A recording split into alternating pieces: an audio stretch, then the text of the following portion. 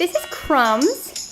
She is a 3.5-month-old pit mix who came to us from Missouri with her brothers and sisters. And as you can see, Crumbs is definitely one of the more mellow of her siblings. She's very sweet, very affectionate, and she's honestly just happy to be around people.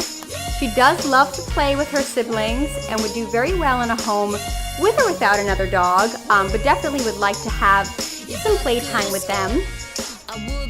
And obviously, because she's a puppy, she needs to go to a home that does have enough time for her and is able to house train her, which means taking her out every few hours or having someone available to do that, bringing her to puppy classes, and also helping socialize her, which isn't really a problem because she's very social as it is.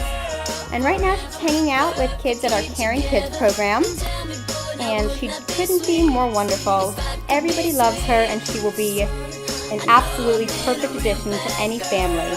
So if you'd like to adopt Crumbs, please come meet her at Animal Haven.